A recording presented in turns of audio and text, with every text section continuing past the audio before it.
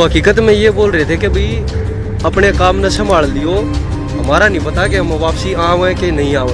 उन्हें उसको पीट दिया कि भाई ये रामपाल का चेला था गया, एक मारो इसको मारो। चैनल बदलते बदलते गुरुजी दिखे तो मैंने एकदम से गाली दी। मगा रही और रामपाल हमारे घर ने किता गया। मगा राकस मगा भाई टीवी फोड़ना पड़ा। क्या मैंने भाई मगा सुना है भाई डिगल की बाजी है। वैसे डिगल वाले से पूछा तो कोई कह रहा है बराने की बागी थी, कोई कह रहा है भाई करोथा की बागी थी। क्या नाम है सर? जय किशन दास अम्बी जी। कहाँ से हो? गाँव बराना, जिला झज्जर, हरियाणा। संत रामपाल जी के विषय में क्या कहना चाहोगे? सर जी, संत रामपाल जी महाराज के विषय में मैं क्या कहना चाहूँ। मैं एक बहुत बुरा इंसान था जो मैं आर्य समाजियों के बहकावे में आकर गुरु जी को बहुत अच्छा बुरा बोलता था। और जो 2013 में जो कांड हुआ था बरवाड़ा, करोथा कांड जो हुआ था 2013 में, मैं जो है अपने गांव से हम पूरे गांव के लोग इकट्ठा हो गए और ढोल बजा बजा के गांव इकट्ठा किया था कि भाई चलो रामपाल का लठ मार गावेंगे भाई वो जो है। और मैं भी भगत जी जो समाज से सुनता था, आर्य समाजियों से पर्चे भी बांटते थे, उनसे सुनता था भी वहाँ पे बहुत गलत काम होता है, वहाँ पे मतलब जो है बहन बेटियों को भी गलत तरीके से यूज किया जाता है। तो मैं सोचा सर जी मगा भैया तो एक बुराई है हमारे एरिया में, इसको मिटाना चाहिए। देखो भगत जी मैं अपनी ओर से ठीक था कि भाई ये यहाँ पे इतना गलत काम जो हो रहा है तो समाज का साथ देना ज़रूरी है और ये बुराई यहाँ से ख़त्म करनी है। तो भगत जी हम वहाँ से चले, गांव से पूरा गांव ढोल बजाता हुआ चला भाई, और हम सबसे आगे थे।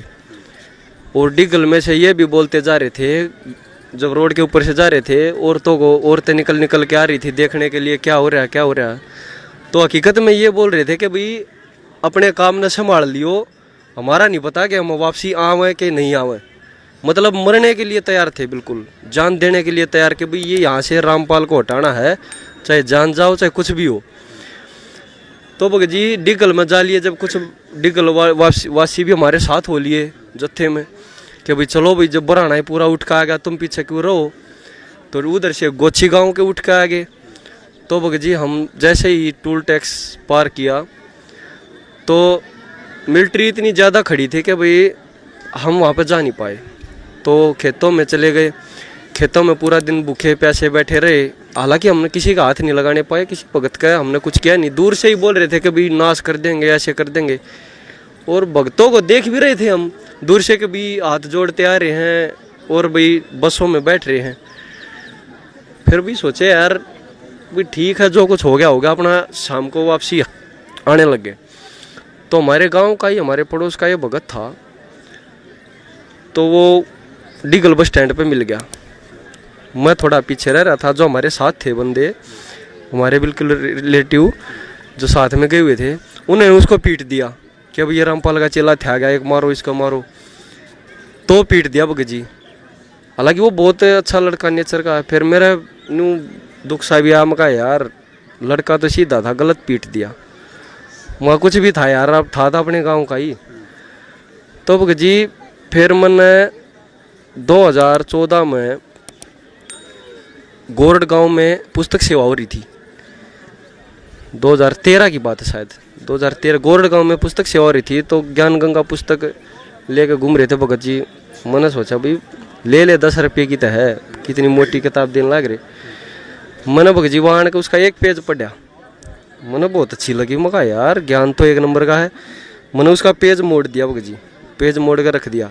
मैं उसको नहीं पढ़ने पाया, बिल्कुल भी नहीं, उठाने का टाइम ही नहीं लगा। फिर भगत जी मैंने नई डिश लगवाई थी फ्री वाली, और टीवी भी तभी लेकर आया था, तब तक नहीं था। तो मैंने चैनल बदल रहा था, खाना खाते खाते चैनल बदलते बदलते मेरे मामा का लड़का भी मेरे साथ बैठा हुआ था, संदीप नाम है उसका। चैनल बदलते बदलते गुरुजी दिख गए। तो मैंने एकदम से गाली दी। मगा रही और रामपाल हमारे घर ने किता गया। मगा राकस मगा भाई टीवी फोड़ना पड़ेगा। मगा के यार डिश पड़वानी पड़ेगी, दूसरी लगवानी पड़ेगी। मगा गलत नंबर मिल गया भाई। तो भगत जी मेरे मन में परमात्मा ने प्रेरणा करी अंदर से कि भाई सुनते ले, दुनिया ने क्यों कर बहका रहा है भाई, कोई तो बात होगी, इतनी दुनिया ने बका रहा है, तू सुनकर तो देख ले। फिर भगत जी उस दिन वो 7:40 पे आता था जब सत्संग, 8:40 तक, तो मैं लगभग 8:30 बजे देखने लगा था। तो मैंने उस दिन 10 मिनट का देखा। भगत जी गीता पढ़ा रहे थे गुरु जी के भाई 7 में देगा 12 से 15 श्लोक, रजगुण ब्रह्मा सतगुण विष्णु तमगुण शिव जी की भक्ति करने वाले राक्षस स्वभाव को धारण किए वे मनुष्य में नीच दूषित कर्म करने वाले मूढ़ गवार लोग होते हैं। और मन 9 साल हनुमान का बरती रहते हो लिए भगत जी। और कावड़ भी लिया है मैं, 3 कावड़ भी लेकर, डाक कावड़। तो मेरे भगत जी एकदम अचंबा हुआ। मैं कहा यार या के बात व्रत करना भी मना, मका गीता में लिख रखा है। फिर गुरु जी ने साथ ही ये बोल दिया कि भी सारा समाज शिक्षित है, पढ़ा लिखा है, तुम्हें ब्राह्मणों का आज तक तुम्हें किसी ने गीता दिखाई नहीं रही है, उसका सहारा ले लेकर तुम्हें गलत पाठ पढ़ा रहे हैं। भाई मैं नहीं कहता, कदे नहीं मानो रामपाल का है तुमने, तुम खुद उठा के देखो, पढ़ा लिखा समाज है। और ये दास बताओगे और तुम खोल के देखो और अपने घर पर गीता लाओ और मिलाओ। तो मेरे भगत जी ने थोड़ी ही चसक ही बनी। मका यार ज्ञान तो मका फिर टाइम देखा मैंने, मैं आज किस टाइम पर आया है, चला गया। जब मैंने सोचा 8 बजे आया होगा भाई, तो भगत जी मैं अगले दिन फिर उसी टाइम पे खाना हुआ।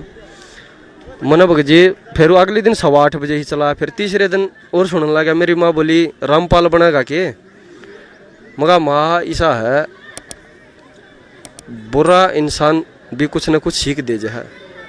हालांकि मैंने अपने आप को बुरा तब तक नहीं मानना था, मैं अपने आप को बहुत अच्छा समझ रहा था।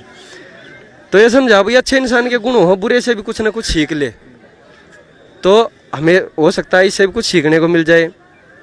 तो भगत जी मैंने 1 हफ्ता सत्संग सुना, गुरु जी का सत्संग सुना। मैंने प्रमाण देखे, गीता देखी, परमात्मा ने चारों वेद सब कुछ उठा के दिखा दिया। मैंने भगत जी, हाँ मैंने भगत जी माथा टेक दिया चरना में। मगा गुरु जी आज तो तू मेरा भगवान और मैं तेरा बालक, धरती इधर से उधर हो जाएगी, मैं अब डगमग नहीं हूँगा चाहे कुछ भी हो। तो भगत जी मैंने 10 महीने तक सत्संग सुना गुरु जी का। 10 महीने के बाद चसक बन गई। मैंने अरदास लगाई आश्रम में परमात्मा निकालने का टाइम दो। उसी दौरान मेरे को गुरु जी ने एक प्राइवेट नौकरी भी दिलवा दी थी, और आज सरकारी शायद कम पड़ जाएगी उसके बराबर, परमात्मा ने उसी नौकरी पर लगा हुआ तब से।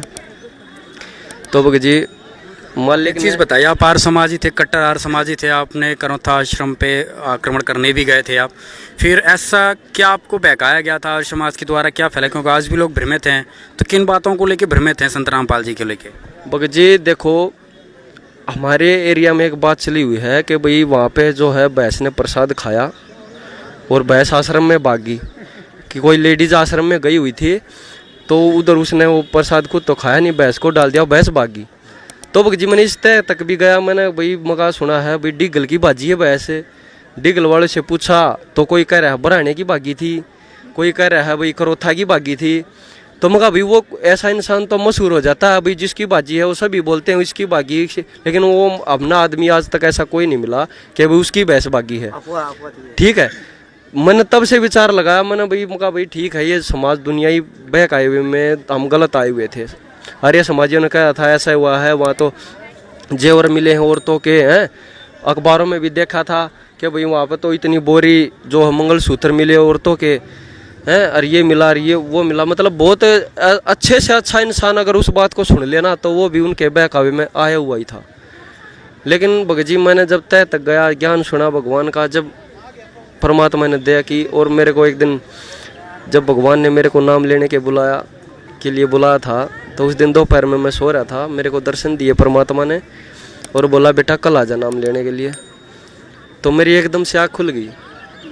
मका यार कल तो दिल्ली का चक्कर है, गाड़ी लेके जानी है सुबह सुबह, और मका दोपहर को 2-3 बजे आ जाएगा और बरवाड़ा दूर है यहाँ से, कैसे जाया जाएगा? तो परमात्मा ने वो भी मेरी समस्या हल की। शाम को 5 बजे मेरे पास फ़ोन आ गया था कंपनी से कि भाई कल गाड़ी नहीं लेके जानी है। तो परमात्मा ने दया की और मैं नाम लेने के लिए गुरुजी को मैंने बताया, गुरुजी मैं ऐसा हूँ। गुरुजी ने बोला कोई बात नहीं बेटा, ये सारा समाज ही ऐसा है, नाम ले और परमात्मा की दया से मौज कर, तेरा कोई कुछ नहीं कर सकता। बंदी छोड़ सद्गुरु रामपाल जी महाराज।